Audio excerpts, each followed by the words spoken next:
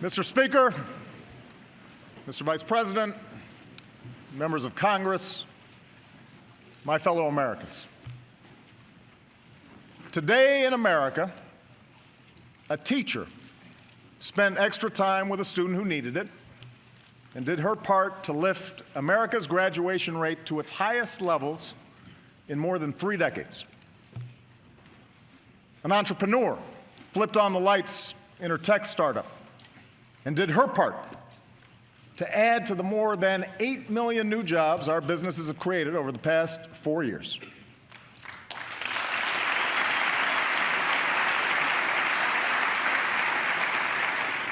An auto worker fine-tuned some of the best, most fuel-efficient cars in the world and did his part to help America wean itself off foreign oil. A farmer prepared for the spring after the strongest 5-year stretch of farm exports in our history. A rural doctor gave a young child the first prescription to treat asthma that his mother could afford.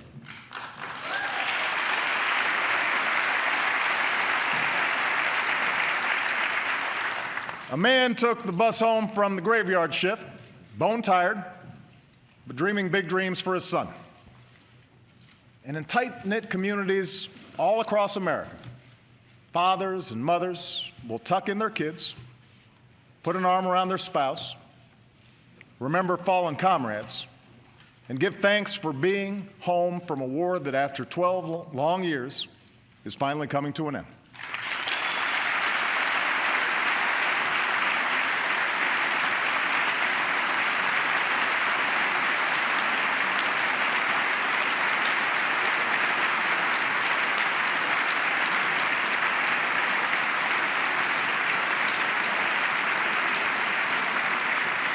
Tonight, this chamber speaks with one voice to the people we represent. It is you, our citizens, who make the state of our union strong.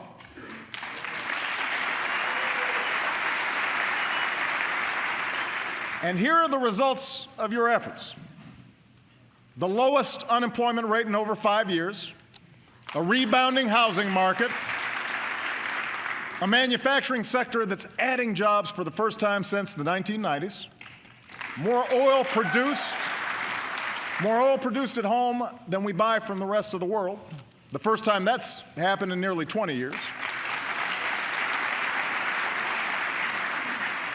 Our deficits cut by more than half. And for the first time in over a decade, business leaders around the world have declared that China is no longer the world's #1 place to invest. America is.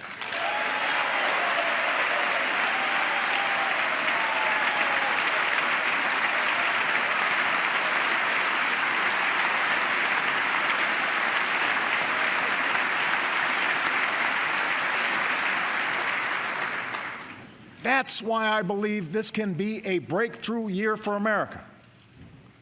After 5 years of grit and determined effort, the United States is better positioned for the 21st century than any other nation on earth. The question for everyone in this chamber, running through every decision we make this year, is whether we are going to help or hinder this progress. For several years now, this town has been consumed by a rancorous argument over the proper size of the federal government. It's an important debate, one that dates back to our very founding. But when that debate prevents us from carrying out even the most basic functions of our democracy, when our differences shut down government or threaten the full faith and credit of the United States, then we are not doing right by the American people.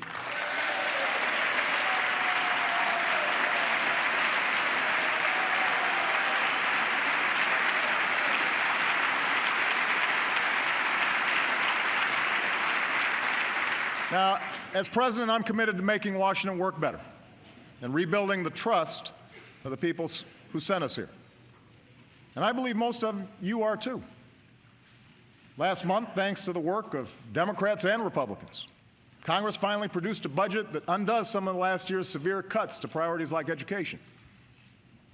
Nobody got everything they wanted, and we can still do more to invest in this country's future while bringing down our deficit in a balanced way.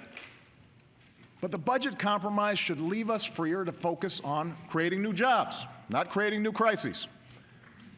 And in the coming months,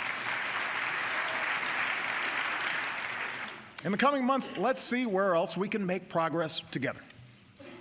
Let's make this a year of action. That's what most Americans want. For all of us in this chamber to focus on their lives, their hopes, their aspirations. And what I believe unites the people of this nation, regardless of race or region or party, young or old, rich or poor, is the simple, profound belief in opportunity for all. The notion that if you work hard and take responsibility, you can get ahead in America.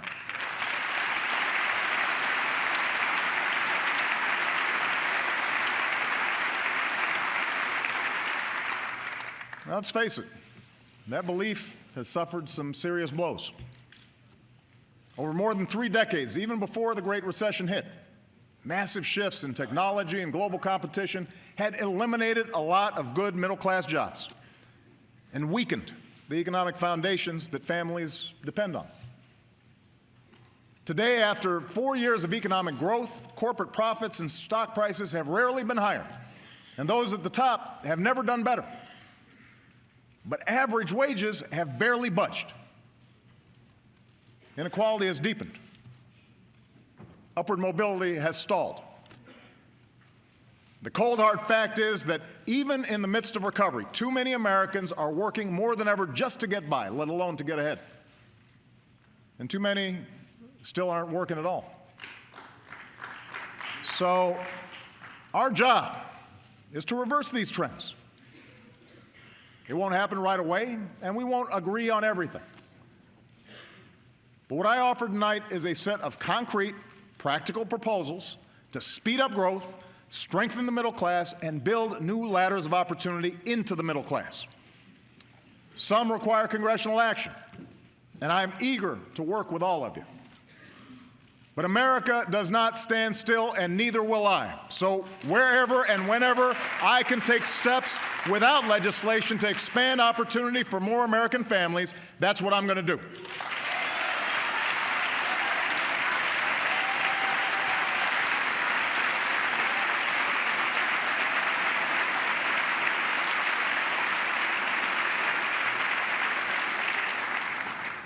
As usual, our First Lady sets a good example.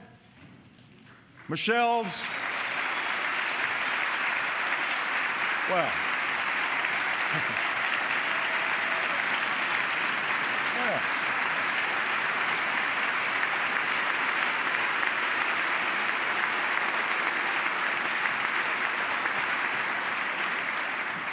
Michelle's Let's Move partnership with schools, businesses, local leaders has helped bring down childhood obesity rates for the first time in 30 years. And that's an achievement that will improve lives and reduce health care costs for decades to come. The Joining Forces Alliance that Michelle and Jill Biden launched has already encouraged employers to hire or train nearly 400,000 veterans and military spouses.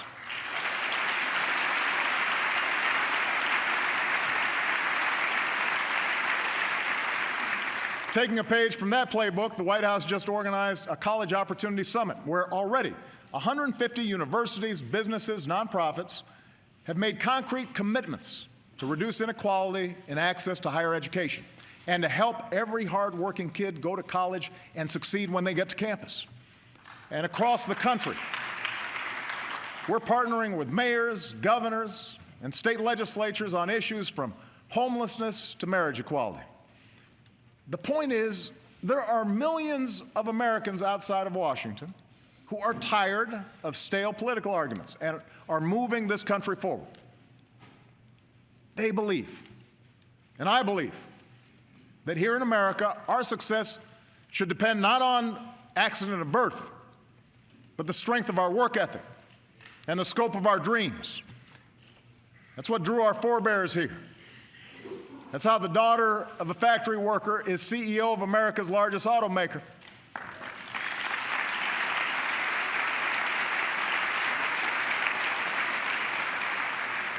How the son of a barkeep is Speaker of the House.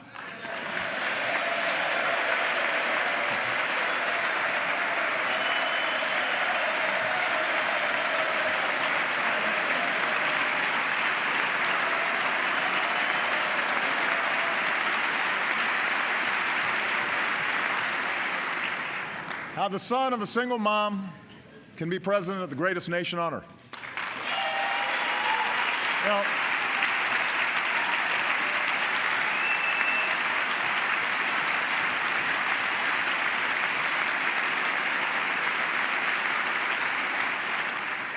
opportunity is who we are.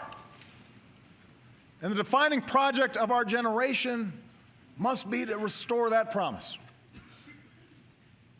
We know where to start. The best measure of opportunity is access to a good job. With the economy picking up speed, companies say they intend to hire more people this year. And over half of big manufacturers say they're thinking of insourcing jobs from abroad.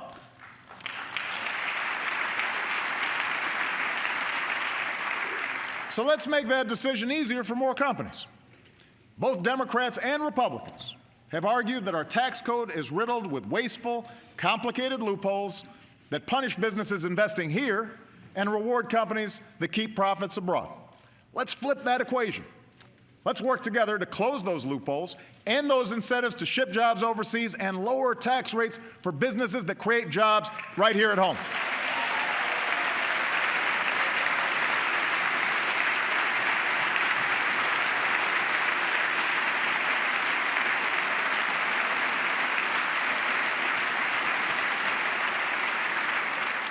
Moreover, we can take the money we save from this transition to tax reform to create jobs rebuilding our roads, upgrading our ports, unclogging our commutes. Because in today's global economy, first-class jobs gravitate to first-class infrastructure. We'll need Congress to protect more than 3 million jobs by finishing transportation and waterways bills this summer. That can happen.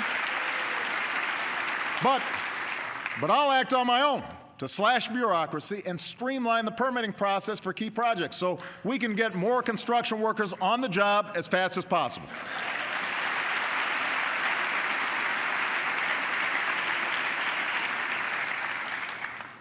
We also have the chance right now to beat other countries in the race for the next wave of high-tech manufacturing jobs.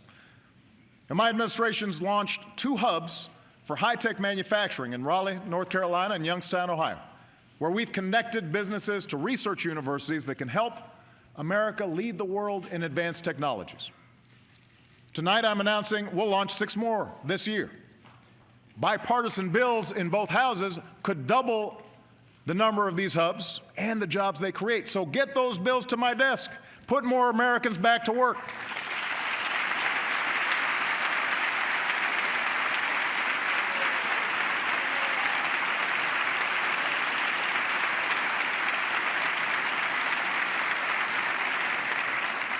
Let's do more to help the entrepreneurs and small business owners who create most new jobs in America. Over the past 5 years, my administration has made more loans to small business owners than any other. And when 98% of our exporters are small businesses, new trade partnerships with Europe and the Asia Pacific will help them create even more jobs. We need to work together on tools like Bipartisan Trade Promotion Authority to protect our workers, protect our environment, and open new markets to new goods stamped Made in the USA.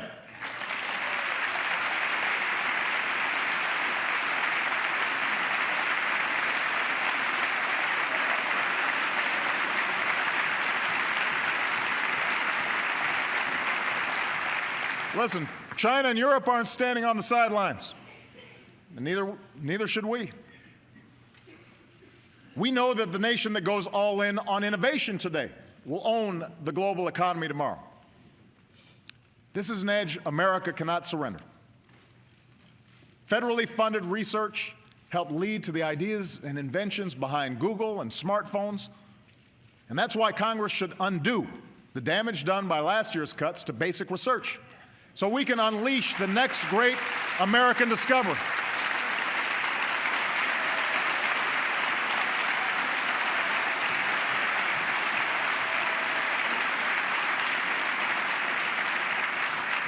There are entire industries to be built based on vaccines that stay ahead of drug-resistant bacteria, or paper-thin material that's stronger than steel.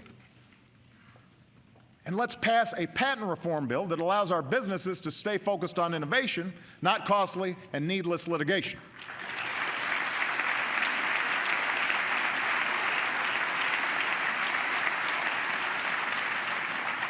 Now, one of the biggest factors in bringing more jobs back is our commitment to American energy.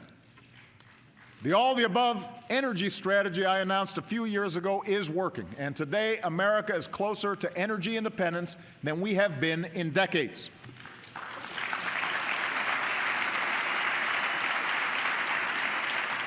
One of the reasons why is natural gas.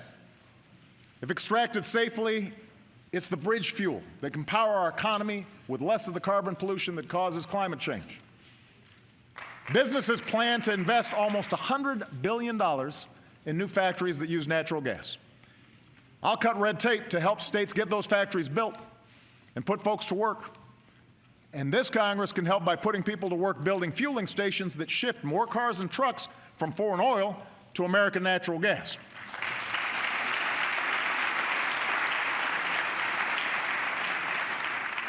Meanwhile, my administration will keep working with the industry to sustain production and jobs growth while strengthening protection of our air, our water, our communities. And while we're at it, I'll use my authority to protect more of our pristine federal lands for future generations.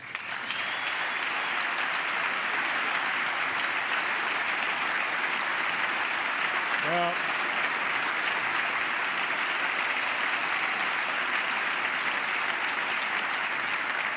it's not just oil and natural gas production that's booming. We're becoming a global leader in solar, too. Every 4 minutes, another American home or business goes solar. Every panel pounded into place by a worker whose job cannot be outsourced. Let's continue that progress with a smarter tax policy that stops giving $4 billion a year to fossil fuel industries that don't need it, so we can invest more in fuels of the future that do.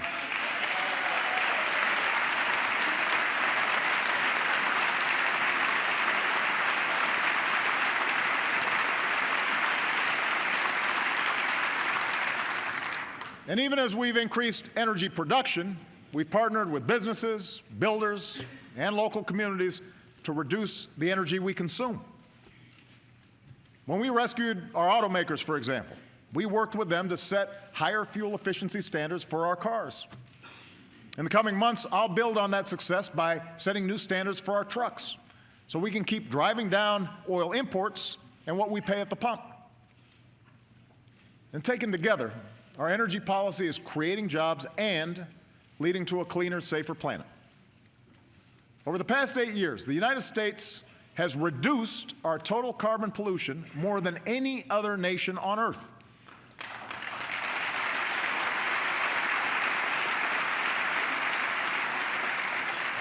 But we have to act with more urgency, because the changing climate is already harming Western communities struggling with drought and coastal cities dealing with floods. That's why I directed my administration to work with states, utilities, and others to set new standards on the amount of carbon pollution our power plants are allowed to dump into the air. The shift to a cleaner energy economy won't happen overnight, and it will require some tough choices along the way. But the debate is settled. Climate change is a fact. And when our children's children look us in the eye and ask if we did all we could to leave them a safer, more stable world with new sources of energy, I want us to be able to say, yes, we did.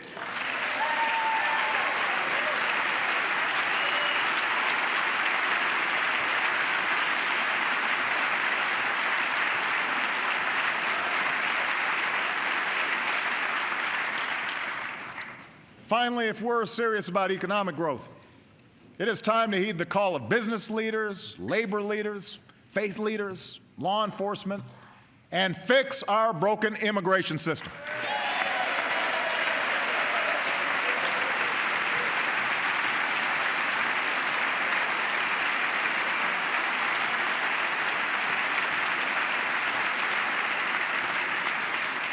Republicans and Democrats in the Senate have acted, and I know that members of both parties in the House want to do the same. Independent economists say immigration reform will grow our economy and shrink our deficits by almost $1 trillion in the next 2 decades. And for good reason.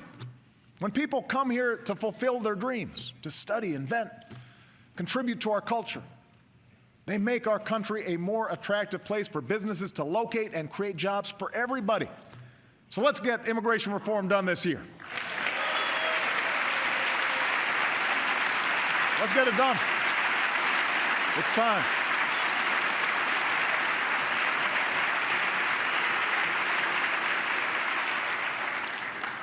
The ideas I've outlined so far can speed up growth and create more jobs.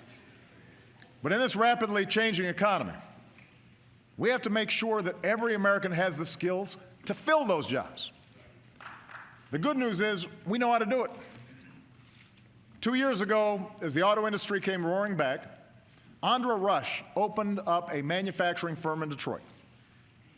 She knew that Ford needed parts for the best-selling truck in America, and she knew how to make those parts. She just needed the workforce. So she dialed up what we call an American Job Center, places where folks can walk in to get the help or training they need to find a new job or a better job. She was flooded with new workers. And today, Detroit Manufacturing Systems has more than 700 employees.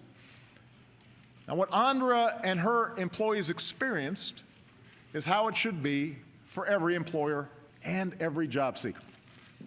So tonight, I've asked Vice President Biden to lead an across-the-board reform of America's training programs to make sure they have one mission: train Americans with the skills employers need and match them to good jobs that need to be filled right now.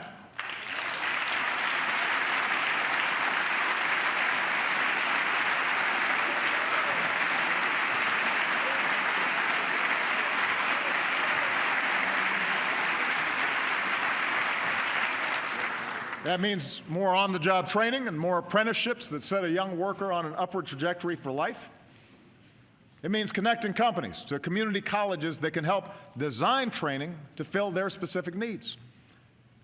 And if Congress wants to help, you can concentrate funding on proven programs that connect more ready-to-work Americans with ready-to-be-filled jobs.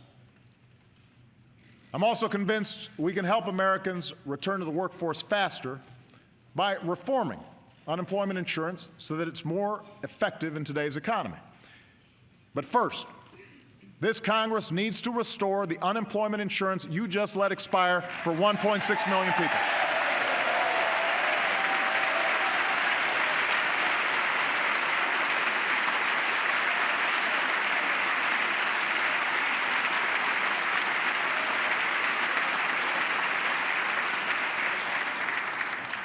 Let me tell you why. Misty DeMars is a mother of 2 young boys. She'd been steadily employed since she was a teenager, put herself through college. She'd never collected unemployment benefits, but she'd been paying taxes. In May, she and her husband used their life savings to buy their first home. A week later, budget cuts claimed the job she loved. Last month, when their unemployment insurance was cut off, she sat down and wrote me a letter, the kind I get every day. We are the face of the unemployment crisis, she wrote. I'm not dependent on the government. Our country depends on people like us who build careers, contribute to society, care about our neighbors. I'm confident that in time I will find a job, I will pay my taxes, and we will raise our children in their own home and the community we love. Please give us this chance. Congress, give these hard-working, responsible Americans that chance. Give them that chance.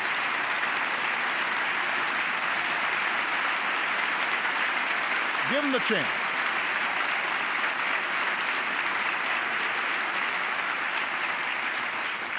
They need our help right now, but more important, this country needs them in the game.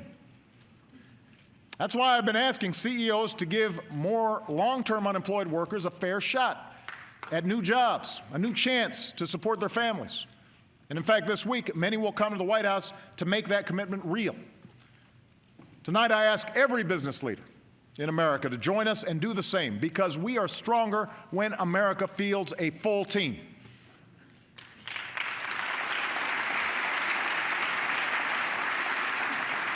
Of course, it's not enough to train today's workforce. We also have to prepare tomorrow's workforce by guaranteeing every child access to a world-class education.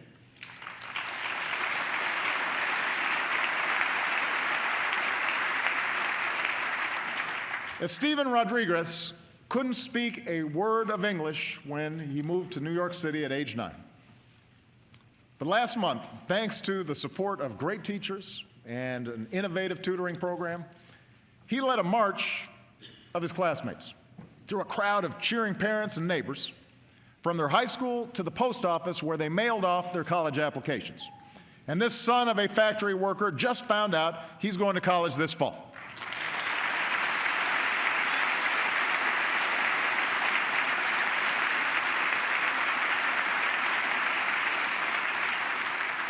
Five years ago, we set out to change the odds for all our kids. We worked with lenders to reform student loans, and today more young people are earning college degrees than ever before. Race to the Top, with the help of governors from both parties, has helped states raise expectations and performance. Teachers and principals in schools from Tennessee to Washington, D.C. are making big strides in preparing students with the skills for the new economy: problem solving, critical thinking, science, technology, engineering, math. Now, some of this change is hard. It requires everything from more challenging curriculums and more demanding parents to better support for teachers and new ways to measure how well our kids think, not how well they can fill in a bubble on a test. But it is worth it, and it is working. The problem is we're still not reaching enough kids, and we're not reaching them in time, and that has to change. Research shows that one of the best investments we can make in a child's life is high-quality early education.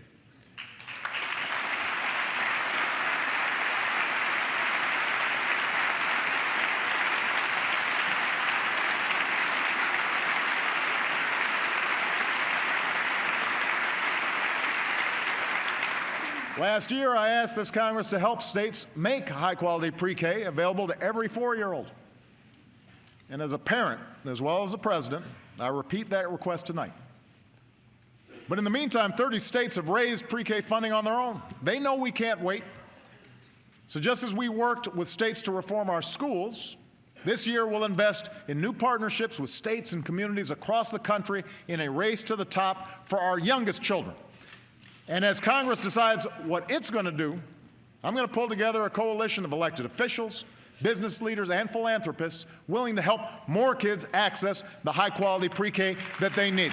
It is right for America. We need to get this done.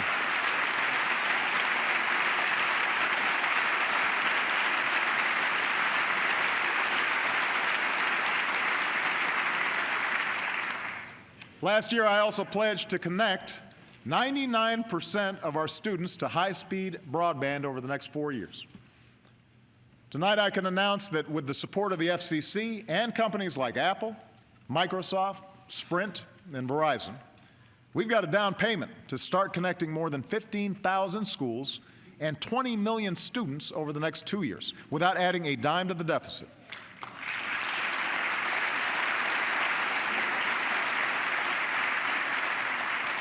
We're working to redesign high schools and partner them with colleges and employers that offer the real-world education and hands-on training that can lead directly to a job and career. We're shaking up our system of higher education to give parents more information and colleges more incentive to offer better value so that no middle-class kid is priced out of a college education. We're offering millions the opportunity to cap their monthly student loan payments to 10% of their income. And I want to work with Congress to see how we can help even more Americans who feel trapped by student loan debt.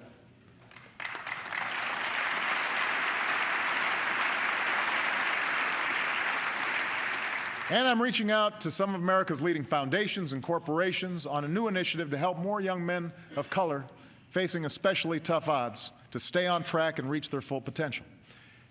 The bottom line is, Michelle and I want every child to have the same chance this country gave us. But we know our opportunity agenda won't be complete.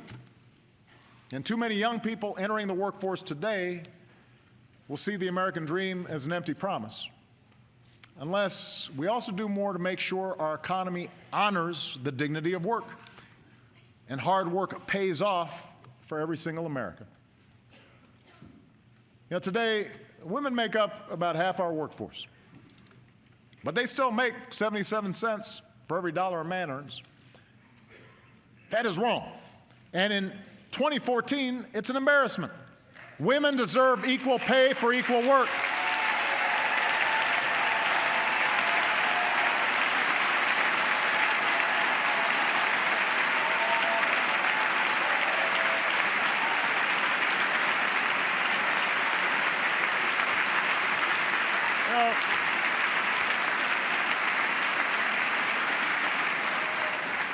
She deserves to have a baby without sacrificing her job. A mother deserves a day off to care for a sick child or a sick parent without running into hardship. And you know what? A father does too. It is time to do away with workplace policies that belong in a Mad Men episode. This year, let's all come together, Congress, the White House, businesses from Wall Street to Main Street, to give every woman the opportunity she deserves, because I believe when women succeed, America succeeds.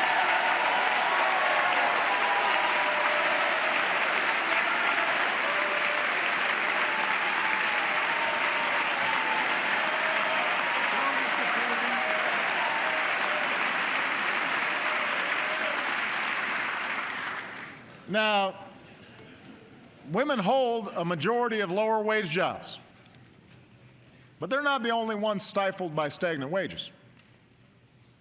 Americans understand that some people will earn more money than others, and we don't resent those who, by virtue of their efforts, achieve incredible success. That's what America's all about.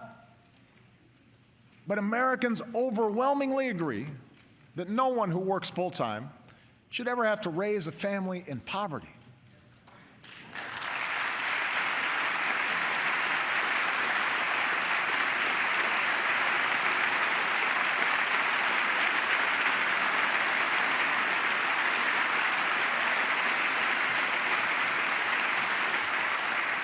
In the years since I asked this Congress to raise the minimum wage, 5 states have passed laws to raise theirs.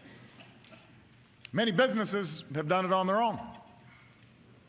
Nick Shute is here today with his boss, John Serrano. John's an owner of Punch Pizza in Minneapolis, and Nick helps make the dough. Only now he makes more of it. John just gave his employees a raise to $10 an hour, and that's a decision that has eased their financial stress and boosted their morale. Tonight, I ask more of America's business leaders to follow John's lead. Do what you can to raise your employees' wages.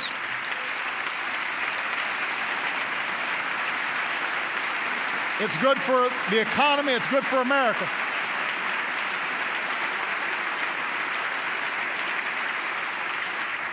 To every mayor, governor, state legislator in America, I say, you don't have to wait for Congress to act. Americans will support you if you take this on. And as a chief executive, I intend to lead by example. Profitable corporations like Costco see higher wages as the smart way to boost productivity and reduce turnover. We should too. In the coming weeks, I will issue an executive order requiring federal contractors to pay their federally funded employees a fair wage of at least $10.10 an hour, because if you cook our troops' meals or wash their dishes, you should not have to live in poverty.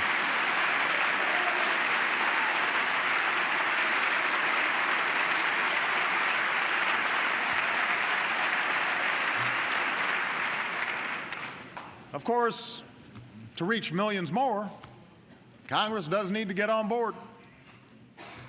Today, the federal minimum wage is worth about 20% less than it was when Ronald Reagan first stood here. And Tom Harkin and George Miller have a bill to fix that by lifting the minimum wage to $10.10. It's easy to remember, 10.10. This will help families. It'll give businesses customers with more money to spend. It does not involve any new bureaucratic program. So join the rest of the country. Say yes. Give America a raise. Give them a raise.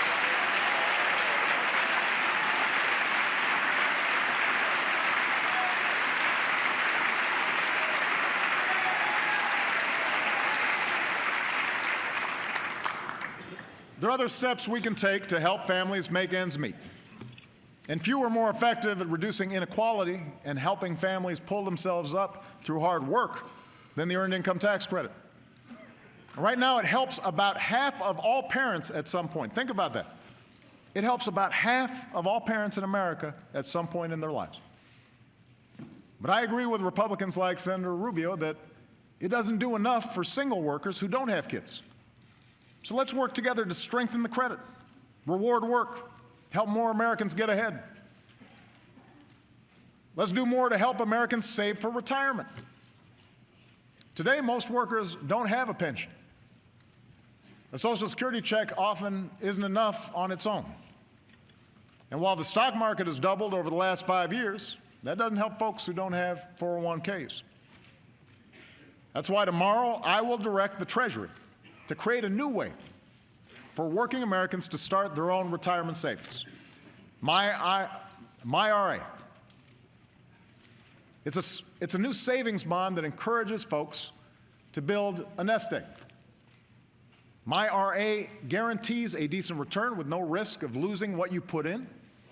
And if this Congress wants to help, work with me to fix an upside-down tax code that gives big tax breaks to help the wealthy save, but does little or nothing for middle-class Americans. Offer every American access to an automatic IRA on the job so they can save at work just like everybody in this chamber can. And since the most important investment many families make is their home, send me legislation that protects taxpayers from footing the bill for a housing crisis ever again and keeps the dream of home ownership alive for future generations.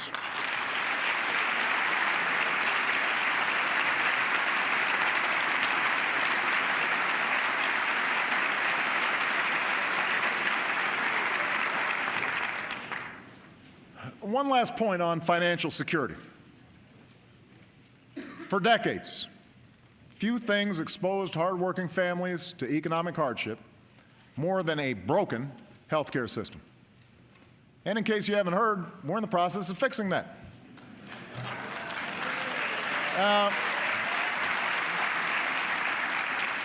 A pre-existing condition used to mean that someone like Amanda Shelley, a physician's assistant and single mom from Arizona, couldn't get health insurance. But on January 1st, she got covered.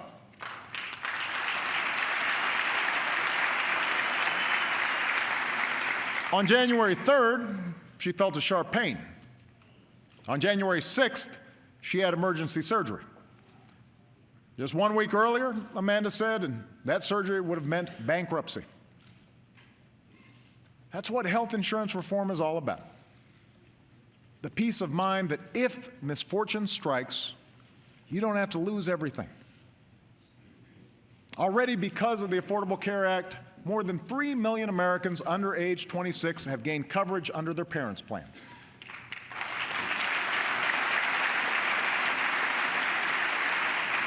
More than 9 million Americans have signed up for private health insurance or Medicaid coverage. 9 million. And here's another number, 0. Because of this law, no American, none, 0, can ever again be dropped or denied coverage for a pre-existing condition like asthma or back pain or cancer.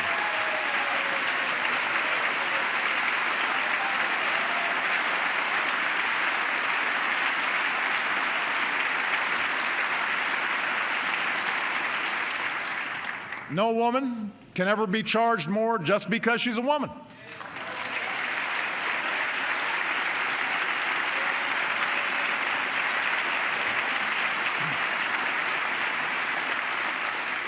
And we did all this while adding years to Medicare's finances, keeping Medicare premiums flat, and lowering prescription costs for millions of seniors.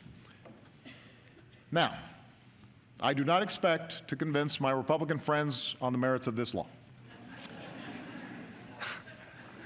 But I know that the American people are not interested in refighting old battles. So, again, if you have specific plans to cut costs, cover more people, increase choice, tell America what you do differently. Let's see if the numbers add up. But let's not have another 40-something votes to repeal a law that's already helping millions of Americans like Amanda.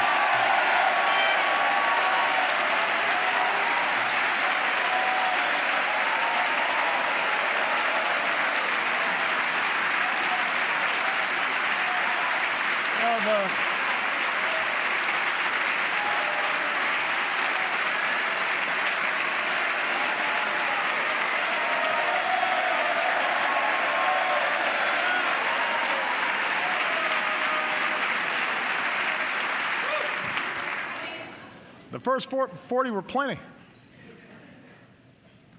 We all owe it to the American people to say what we're for, not just what we're against.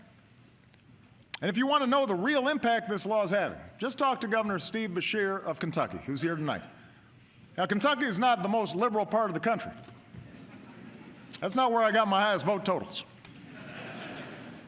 But he's like a man possessed when it comes to covering his Commonwealth's families. They're our neighbors and our friends, he said. They're people we shop and go to church with. Farmers out on the tractor. Grocery clerks.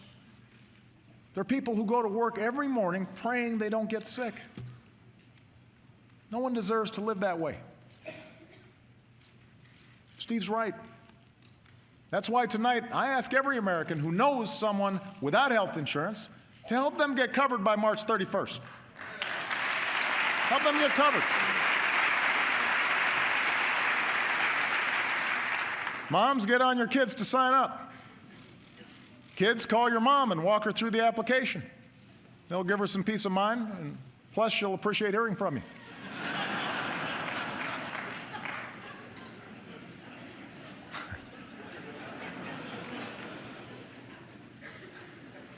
After all, that's the spirit that has always moved this nation forward.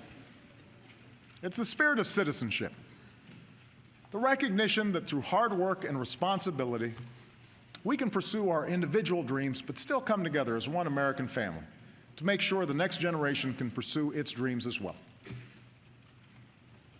Citizenship means standing up for everyone's right to vote.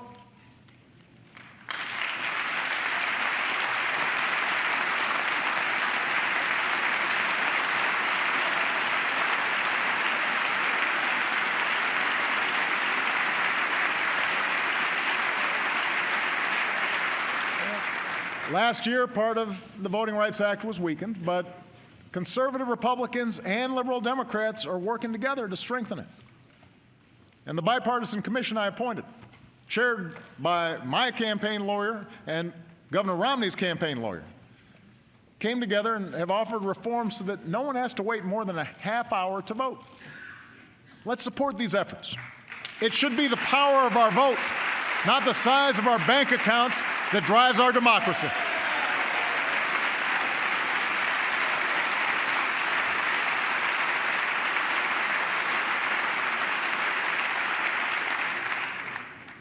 Citizenship means standing up for the lives that gun violence steals from us each day.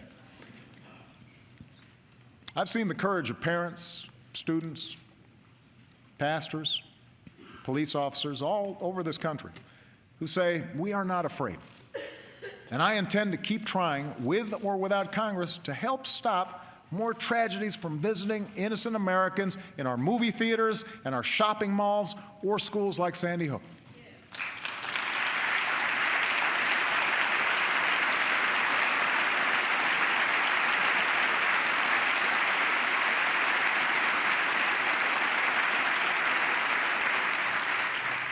Citizenship demands a sense of common purpose.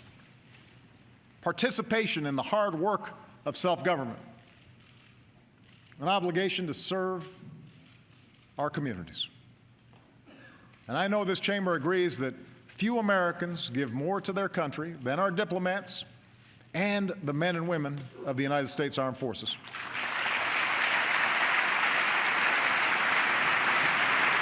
Thank you.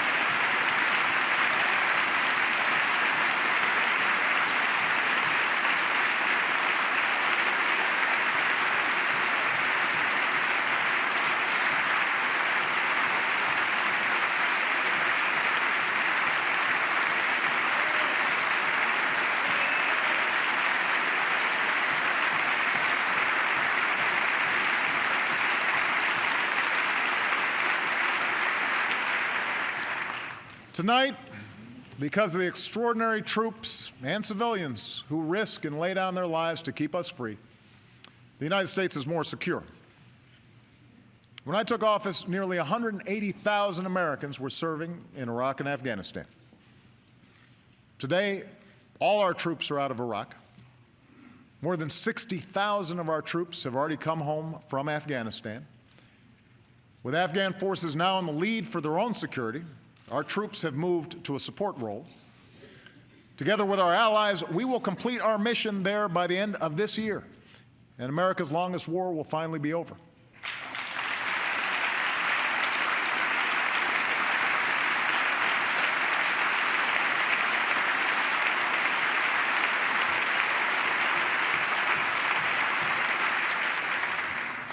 After 2014, we will support a unified Afghanistan as it takes responsibility for its own future. If the Afghan government signs a security agreement that we have negotiated, a small force of Americans could remain in Afghanistan with NATO allies to carry out two narrow missions: training and assisting Afghan forces, and counterterrorism operations to pursue any remnants of al-Qaeda. For while our relationship with Afghanistan will change, one thing will not: our resolve that terrorists do not launch attacks against our country.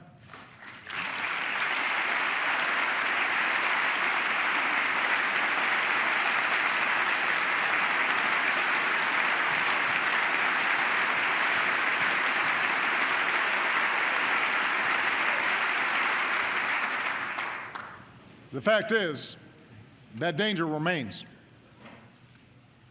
While we've put al-Qaeda's core leadership on a path to defeat, the threat has evolved as al-Qaeda affiliates and other extremists take root in different parts of the world. In Yemen, Somalia, Iraq, Mali, we have to keep working with partners to disrupt and disable those networks. In Syria, we'll support the opposition that rejects the agenda of terrorist networks. Here at home, we'll keep strengthening our defenses and combat new threats like cyber attacks. And as we reform our defense budget, we will have to keep faith with our men and women in uniform and invest in the capabilities they need to succeed in future missions.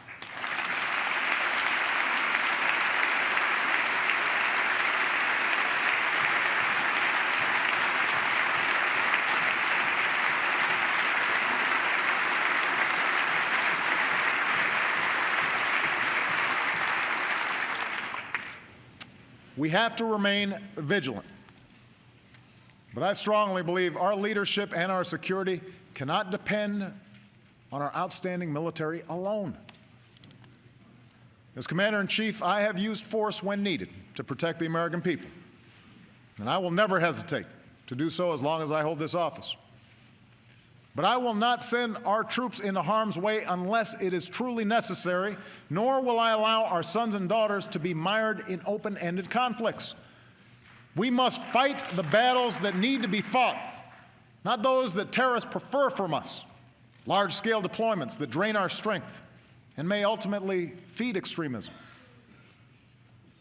So even as we actively and aggressively pursue terrorist networks, through more targeted efforts and by building the capacity of our foreign partners, America must move off a permanent war footing.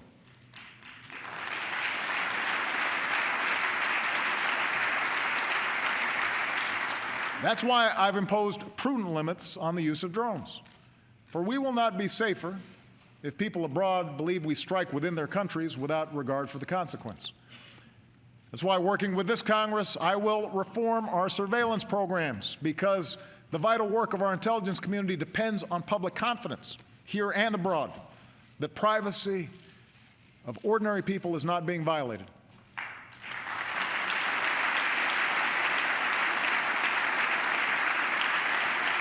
And with the Afghan war ending, this needs to be the year Congress lifts the remaining restrictions on detainee transfers and we close the prison at Guantanamo Bay.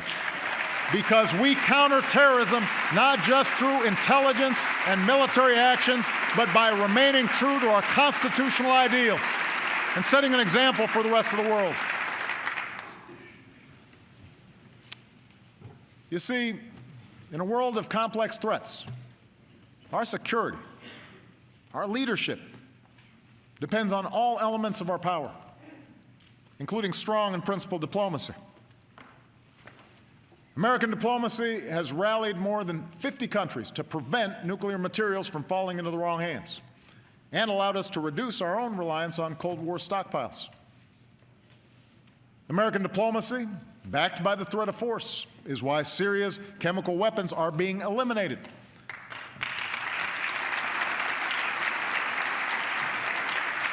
And we will continue to work with the international community to usher in the future the Syrian people deserve, a future free of dictatorship, terror, and fear.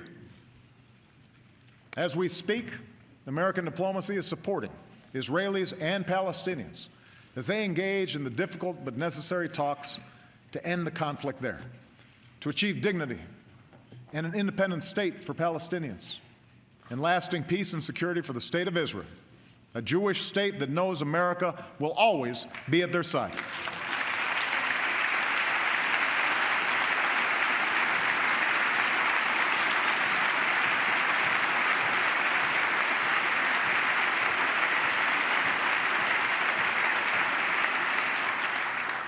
And it is American diplomacy, backed by pressure, that has halted the progress of Iran's nuclear program and rolled back parts of that program for the very first time in a decade. As we gather here tonight, Iran has begun to eliminate its stockpile of higher levels of enriched uranium. It's not installing advanced centrifuges. Unprecedented inspections help the world verify every day that Iran is not building a bomb. And with our allies and partners, we're engaged in negotiations to see if we can peacefully achieve a goal we all share, preventing Iran from obtaining a nuclear weapon.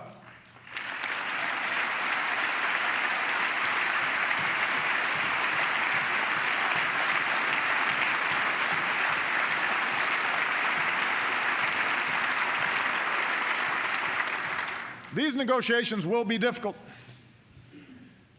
They may not succeed. We are clear-eyed about Iran's support for terrorist organizations like Hezbollah, which threatens our allies. And we're clear about the mistrust between our nations, mistrust that cannot be wished away. But these negotiations don't rely on trust.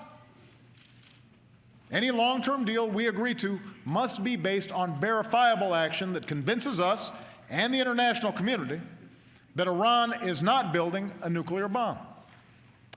If John F. Kennedy and Ronald Reagan could negotiate with the Soviet Union, then surely a strong and confident America can negotiate with less powerful adversaries today.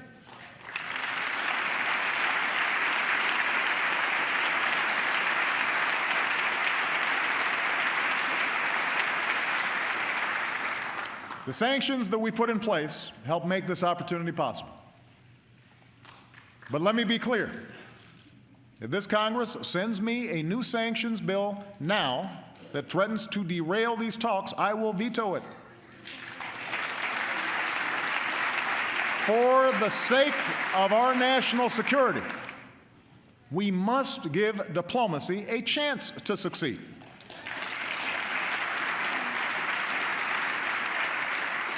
If Iran's leaders do not seize this opportunity, then I will be the first to call for more sanctions and stand ready to exercise all options to make sure Iran does not build a nuclear weapon. But if Iran's leaders do seize the chance, and we'll know soon enough, then Iran could take an important step to rejoin the community of nations, and we will have resolved one of the leading security challenges of our time without the risks of war. And finally, let's remember that our leadership is defined not just by our defense against threats, but by the enormous opportunities to do good and promote understanding around the globe, to forge greater cooperation, to expand new markets, to free people from fear and want. And no one is better positioned to take advantage of those opportunities than America. Our alliance with Europe remains the strongest the world has ever known. From Tunisia to Burma, we're supporting those who are willing to do the hard work of building democracy. In Ukraine, we stand for the principle that all people have the right to express themselves freely and peacefully, and to have a say in their country's future. Across Africa, we're bringing together businesses and governments to double access to electricity and help end extreme poverty. In the Americas, we're building new ties of commerce, but we're also expanding cultural and educational exchanges among young people. And we will continue to focus on the Asia-Pacific, where we support our allies, shape a future of greater security and prosperity, and extend a hand to those devastated by disaster, as we did in the Philippines when our Marines and civilians rushed to aid those battered by a typhoon, and who are greeted with words like, "We will never forget your kindness," and "God bless America." We do these things because they help promote our long-term security. And we do them because we believe in the inherent dignity and equality of every human being, regardless of race or religion, creed or sexual orientation. And next week, the world will see one expression of that commitment when Team USA marches the red, white, and blue into the Olympic Stadium and brings home the gold.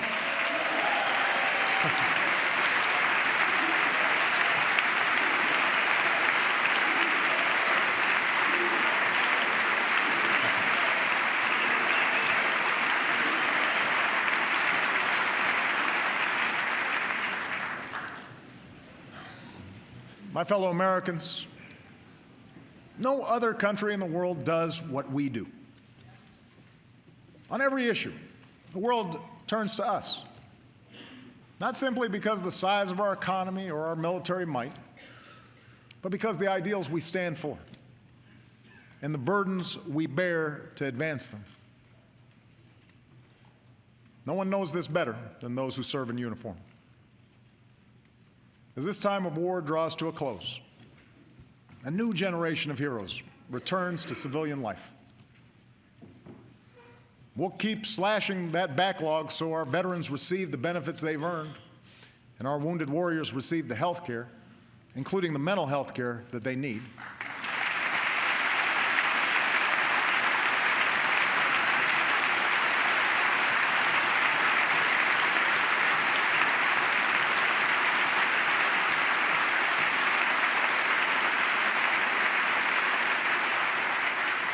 We'll keep working to help all our veterans translate their skills and leadership into jobs here at home. And we will all continue to join forces to honor and support our remarkable military families. Let me tell you about one of those families I've come to know. I first met Corey Remsburg, a proud Army Ranger, at Omaha Beach on the 65th anniversary of D-Day.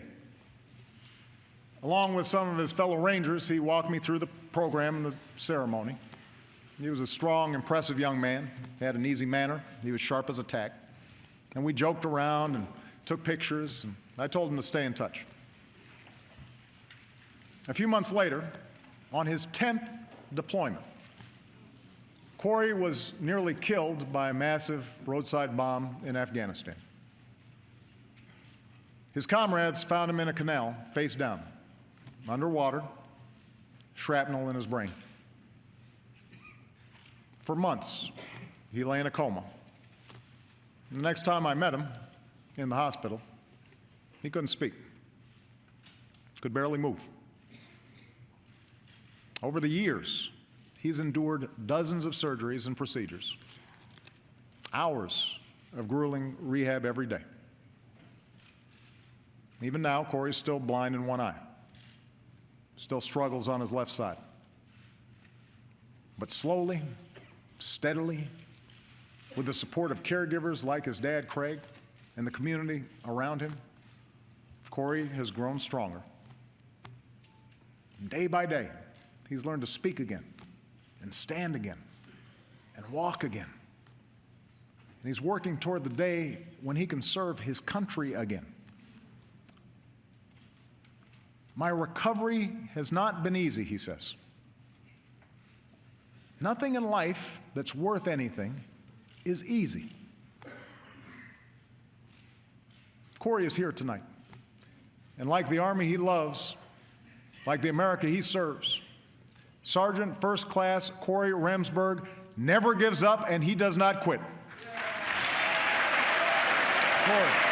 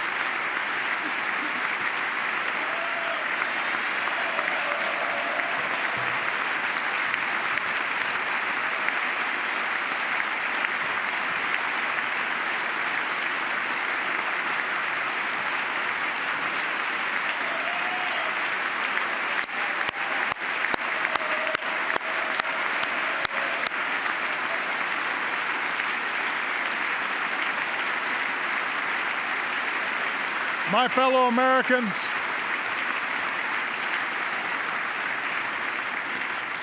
fellow Americans, men and women like Corey remind us that America has never come easy. Our freedom, our democracy has never been easy. Sometimes we stumble, we make mistakes, we get frustrated, we're discouraged.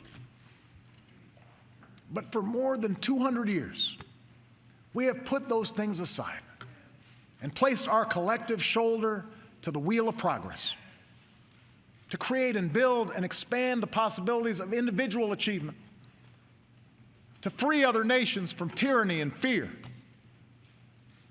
to promote justice and fairness and equality under the law, so that the words set to paper by our founders are made real for every citizen. The America we want for our kids, a rising America where honest work is plentiful and communities are strong, where prosperity is widely shared, an opportunity for all lets us go as far as our dreams and toil will take us. None of it is easy. But if we work together, if we summon what is best in us, the way Corey summoned what is best in him, with our feet planted firmly in today but our eyes cast toward tomorrow, I know it is within our reach. Believe it. God bless you, and God bless the United States of America.